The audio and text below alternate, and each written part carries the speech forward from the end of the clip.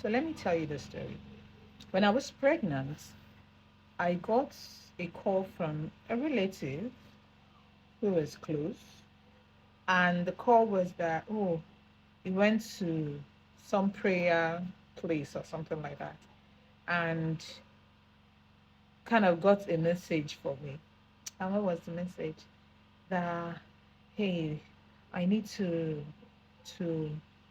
tie a cloth on my belly and find someone that will pray for me.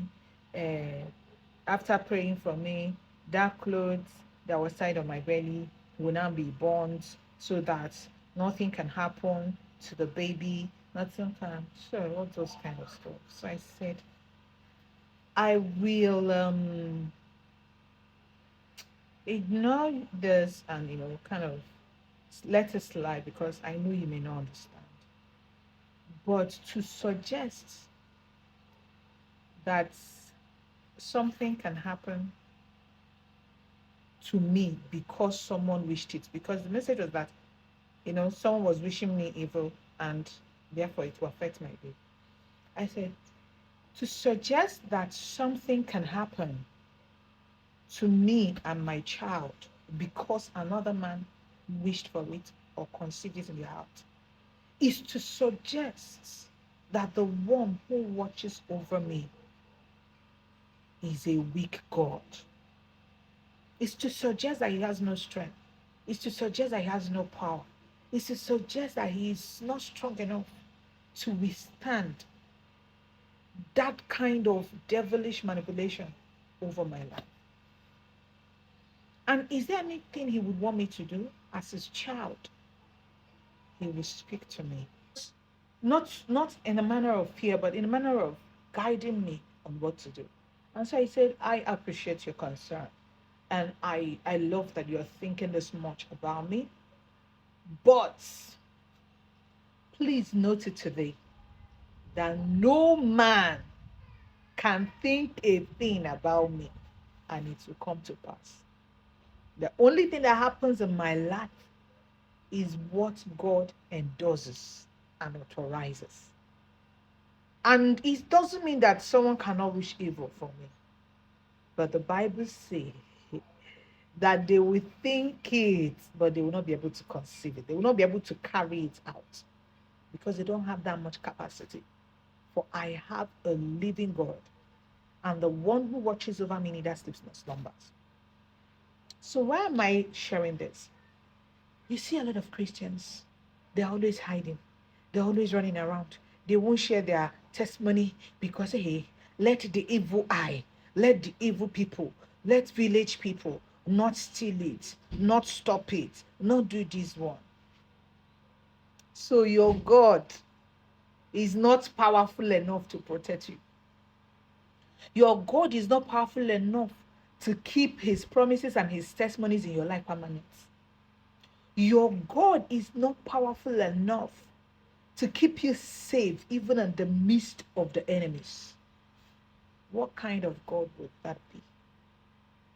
I'm not saying that afflictions will not come to the righteous or that bad things don't happen to children of God.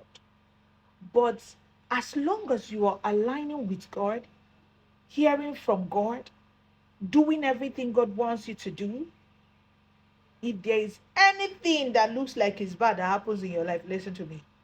God allowed it. He didn't cause it, but he kept quiet for a reason.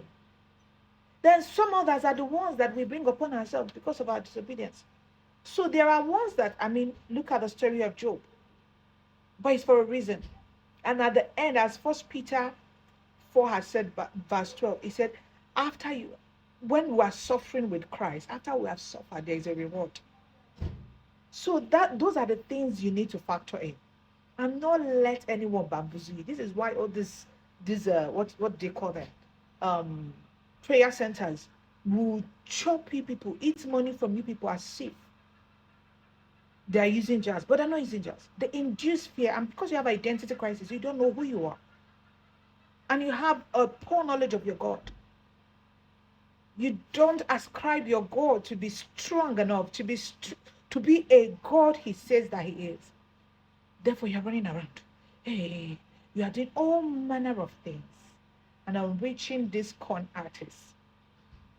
And I'm reaching this commercial merchants who are commercializing the gospel. You're reaching them because of fear.